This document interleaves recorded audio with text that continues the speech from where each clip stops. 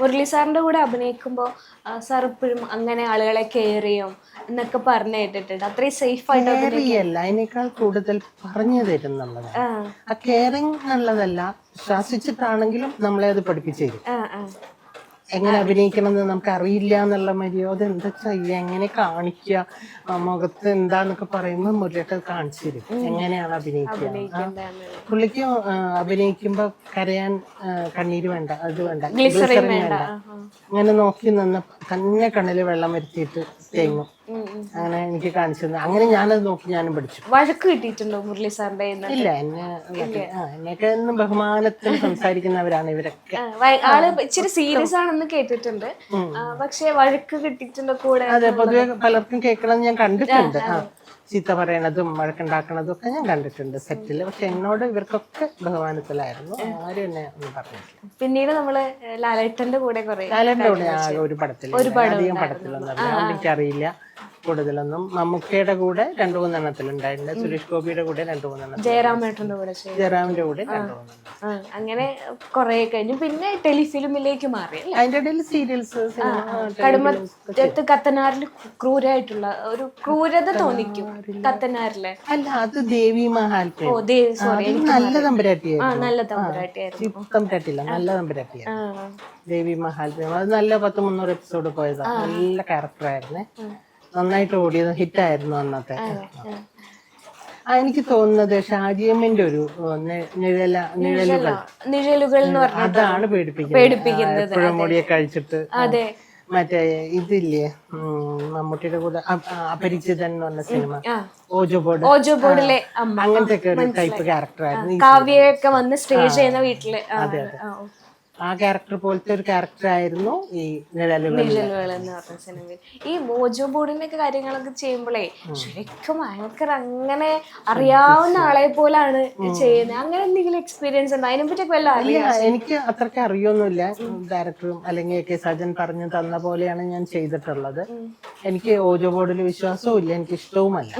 കാരണം ഞാൻ എപ്പോഴും പറയും, ഈ മരിച്ചു പോയവരൊന്നും വെറുതെ ആത്മാക്കളെ വിളിച്ചു വരുത്തുക വേണ്ട, ആകെ നെഗറ്റീവാണ്. നമ്മൾ പോസിറ്റീവായിട്ട് ആലോചിച്ചാൽ മതി നല്ല കാര്യങ്ങൾ. ചുമ്മാ ആവശ്യമില്ലാത്ത ഒന്നും വേണ്ടെന്നൊരു അഭിപ്രായക്കാരിയാണ് ഞാൻ. അത്തരം വിശ്വാസങ്ങളൊന്നുമില്ല അല്ലെ? ഇഷ്ടമല്ല. ആത്മാവിലോ മരണത്തിലോ ഒന്നും മരണമുണ്ട് എന്തായാലും, പക്ഷെ എന്ന് വെച്ചാൽ മരിച്ചത് വിളിച്ചു വരുത്തണ്ടെന്നാണ് ഞാൻ പറയുന്നത്. അതൊക്കെ ഓരോ പൂജ ചെയ്തൊക്കെ നമ്മൾ പറഞ്ഞയക്കുന്നവരാണ് സ്വർഗത്തിലേക്ക്. പിന്നെ അതെല്ലാം തിരിച്ച് ഇങ്ങോട്ട് വിളിച്ചു അല്ലെങ്കിൽ തന്നെ രക്തരക്ഷസ് നാടകം കാണാൻ പോയാൽ നമ്മൾ ഇത് പേടിക്കും രാത്രി. അങ്ങനത്തെ കാലമാണ്. ഇങ്ങനെ എപ്പോഴും അങ്ങനെ ഒരു നെഗറ്റീവ് ഫീല് ഉണ്ടായിട്ടുണ്ട്, എക്സ്പീരിയൻസ് ഉണ്ടായിട്ടുള്ളൂ റിയൽ ലൈഫില്? ചില്ലറ കഥകളൊക്കെ ഉണ്ടായിട്ടുണ്ട്. എനിക്ക് കൊട്ടാരവുമായി ബന്ധപ്പെട്ട് സംസാരിക്കുമ്പോ എപ്പോഴും അങ്ങനെ ഒരു സ്റ്റോറി എല്ലാത്തിനും കടവിലുണ്ടാവും, കരിങ്കുട്ടി ഉണ്ടാവും, ചെളിമർദ്ദ ഉണ്ടാവും എന്നൊക്കെ പറഞ്ഞ് പണ്ടൊക്കെ പേടിപ്പിച്ചിട്ടൊക്കെ. അപ്പൊ അതൊക്കെ മനസ്സിൽ കിടന്നുണ്ട്. ഒരിക്കലും ഹോട്ടലിൽ താമസിക്കുമ്പോ ഇതുപോലെ ഒരു ചെലമ്പിന്റെ ശബ്ദം കേട്ട പോലെ തോന്നലും ഞാൻ ഒന്ന് പേടിച്ചു. എന്നിട്ട് ഞാൻ എപ്പോഴും ഈ ജൈവ മഹാത്മ്യം പുസ്തകം തലയണ്ടടിയിൽ വെച്ചിട്ട് കിടക്കുന്ന സ്വഭാവമുണ്ട്. അങ്ങനെ ഷൂട്ടിങ്ങിന് പോയപ്പോഴും അത് കൊണ്ടുപോയിണ്ടായിരുന്നു. അതൊക്കെ വെച്ച് കുറെ നാമം ചൊല്ലിയിട്ടൊക്കെ ഉറങ്ങുക. പക്ഷെ പിറ്റേ ദിവസം രാവിലെ എഴുന്നേറ്റപ്പോഴോ ഞാൻ അറിഞ്ഞില്ല. ഞാൻ അന്ന് ഷൂട്ട് കഴിഞ്ഞ് പോയി, വേറെ 2 പേരാ ഞാൻ ഉപയോഗിച്ച റൂമിൽ കിടന്നു, 2 ആൺകുട്ടികൾ. അവര് കട്ടിലിന്റെ മുകളിൽ നിന്ന് താഴെ വീണു അത്രേ. അപ്പോ അവര് പറഞ്ഞു എന്തോ എടുത്തിട്ട് അടിക്കണ പോലെ തോന്നി, എങ്ങനെ ഓർമ്മ ചേച്ചി ഇവിടെ കിടന്നു രാത്രി എന്ന് ഞങ്ങൾക്ക് മനസ്സിലാവില്ല എന്ന് പറഞ്ഞു.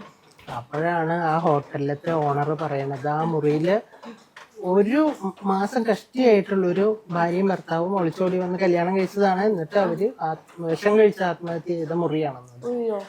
പിറ്റേ ദിവസം രാവിലെ ബോഡി അവിടുന്ന് കൊണ്ടുപോവുകയൊക്കെ ചെയ്തു. അങ്ങനെയൊക്കെ ഉണ്ടായതാണ്. അപ്പൊ ആ സ്ത്രീ ഇത് മോഹൻ തീരാതെ മരിച്ച സ്ത്രീയല്ലേ, അപ്പൊ അതാണ് പേടിപ്പിക്കുന്നത്. അതുകൊണ്ട് പൂട്ടിയിട്ടിരിക്കുകയായിരുന്നു മുറി. ഇപ്പൊ ഷൂട്ടിങ്ങിനായോണ്ട് മുറികൾ തികയാതെ വന്നോണ്ട് അവര് തുറന്നു കൊടുത്തതാ. പറയണ്ടേ, ഞാൻ അതിനകത്ത് കയറി കിടക്കുക, പേടിച്ചു പോയി. അങ്ങനെ അല്ല, അന്ന് ഒരു ദിവസം കിടന്നുള്ളൂ. ഞാൻ രാത്രി എനിക്ക് എന്തോ വല്ലാത്ത ഡിസ്റ്റർബൻസ് ആയിരുന്നു. പക്ഷെ ഞാൻ ഈ നാമം ചൊല്ലി അങ്ങ് ഉറങ്ങി. പക്ഷെ പാവം പിള്ളേര് പേടിച്ചു. അഭിനയിച്ചിട്ട് ഒരുപാട് ഇഷ്ടം തോന്നിയ ഒരു ക്യാരക്ടർ പറഞ്ഞാൽ അത് ഏതായിരിക്കും? ഇഷ്ടം തോന്നിയത് ഓജോ ബോർഡ് തന്നെയാണ്. അതെന്റെ ഒരു പ്രത്യേകതയുള്ള ക്യാരക്ടറല്ലേ, ആർക്കും കിട്ടാത്തൊരു വ്യത്യാസമായിട്ടുള്ള. അതന്നെ. പിന്നെ എനിക്ക് സീരിയലില് ഷാജിയുടെ ഇത് തന്നെ നിഴലുകളൊക്കെ തന്നെ. അത് കഴിഞ്ഞ് ഇപ്പം അഭിനയിക്കുന്ന കാണുമ്പോ ഇപ്പോഴത്തെ കാര്യം ഒന്നും ചോദിക്കരുത്. ഇപ്പൊ സിനിമ അഭിനയിക്കുന്നത്, സീരിയൽ അഭിനയിക്കുന്നില്ല, ഒന്നുമില്ല. ഓൺലി വശുഗന്ധി മാത്രം അല്ല. ഇപ്പൊ ചെയ്യുന്ന ക്യാരക്ടേഴ്സ് ഒക്കെ കാണുമ്പോഴേ ഇത്ര ഒരു ക്യാരക്ടർ എനിക്ക് ചെയ്താൽ കൊള്ളാമായിരുന്നു എന്ന് തോന്നിയിട്ടുണ്ടോ? ഇല്ല. എന്താ അറിയാം, ഇപ്പൊ പുതിയ ന്യൂജൻ സിനിമയല്ലേ നടക്കുന്നത്. അതിൽ അമ്മയില്ല, അച്ഛനില്ല, അമ്മായി ഇല്ല, വല്യമ്മയില്ല. പിന്നെ എന്നെ എന്തായാലും ബന്ധങ്ങൾക്ക് പ്രാധാന്യമേ ഇല്ലാത്ത സിനിമകള്. ആർക്കോ വേണ്ടി കുറെ കൂട്ടുകാര് കുറെ വെട്ടിത്തരം പറയുന്നു, എന്നിട്ട് നീ വേണ്ടറ കോണ്ടറ എന്നൊക്കെയുള്ള പാട്ടുകളൊക്കെ വെക്കുക. അതാണ് പാട്ട്, അതാണ് കേമായിട്ടുള്ള മ്യൂസിക് എന്ന് വെച്ചിരിക്കുന്നു. എനിക്കതൊന്നും അറിയില്ല, അതൊന്നും ആസ്വദിക്കാൻ പറ്റുന്നില്ല, അറിയുന്നുമില്ല. അതുകൊണ്ട് എനിക്കറിയില്ല. ഒരു ക്യാരക്ടർ മിസ് ചെയ്ത് പോയി എന്ന് തോന്നിയിട്ടും ഇല്ല. എന്തെങ്കിലും ഒരു ആഗ്രഹം ഉണ്ടോ ഒരു ക്യാരക്ടർ? അന്നുണ്ടായിരുന്നു, അന്ന് കുറെ ആഗ്രഹങ്ങളൊക്കെ ഉണ്ടായിരുന്നു. ഇതുപോലെ മറ്റേ മഹാറാണിയായിട്ടൊക്കെ വരുന്നു, ബാഹുബലി അതുപോലെയൊക്കെയുള്ള ക്യാരക്ടർ മഹാറാണിയൊക്കെ കിട്ടിയാൽ കൊള്ളായിരുന്നു. അതൊക്കെ ആൺകുട്ടികൾ ചെയ്യും, തമിഴിൽ നിന്നും തെലുങ്കിലും ചെയ്യും. അതൊക്കെ ഇവിടെ മലയാളത്തിൽ ഇതൊന്നും ആരെയും സിനിമകള് വരുന്നുമില്ലല്ലോ. കാണാൻ പോകും ഞാൻ എല്ലാം. അങ്ങനത്തെ ഒരു ഇതെല്ലാം നല്ല സിനിമകൾ കാണാൻ പോകും. പറ്റുമെങ്കിൽ തിയേറ്ററിൽ പോയി തന്നെ കാണും. പുതിയ നടീനടന്മാരില്ലേ ഏറ്റവും ഒരു ഇഷ്ടം തോന്നിയതാണ്? എനിക്ക് ഇഷ്ടം, എല്ലാരും ഇഷ്ടമാണ്. എന്താ അറിയോ, ഇപ്പോഴത്തെ സിനിമകള് ഞാൻ കുറ്റം പറയേയില്ല. സിനിമകൾ നന്നായിട്ട് എടുക്കുന്നുണ്ട്. പിന്നെ പുതിയ തലമുറ വളരെ നാച്ചുറലായിട്ടാണ് അഭിനയിക്കുന്നതും. കഥയുണ്ട്, വളരെ വെറുതെ നടക്കുന്ന ചില സംഭവങ്ങൾ അങ്ങനെയൊക്കെയാണല്ലോ. അല്ലാതെ വലിയ കൊലപാതകവും യക്ഷിവരലും ഒന്നും അല്ലല്ലോ ഇപ്പോഴത്തെ സിനിമ എന്ന് വെച്ചാൽ. വളരെ നാച്ചുറലായിട്ട് നടക്കുന്ന കുമ്പളങ്ങി നൈറ്റ്സ് ആയാലും ഓരോ സ്ഥലത്ത് നടക്കുന്ന അതൊക്കെ എനിക്കിഷ്ടമാണ്. അവർ നന്നായി ചെയ്യുന്നുണ്ട്. ഇപ്പോഴത്തെ കുട്ടികളെല്ലാവരും നല്ലതാണ്. ഇപ്പൊ ആസിഫ് അലി ആയാലും ഫഹദായാലും നല്ല നല്ല ആർട്ടിസ്റ്റുകൾ, അവരൊക്കെ എന്ത് രസമായിട്ട് അഭിനയിക്കുന്നു. ഫഹദിനൊക്കെ മുഖത്തൊക്കെ ഇങ്ങനെ നോക്കുമ്പോഴത്തേക്കും വിചാരിച്ച ഭാവം അങ്ങോട്ട് വരുന്നതാണ് അല്ലേ.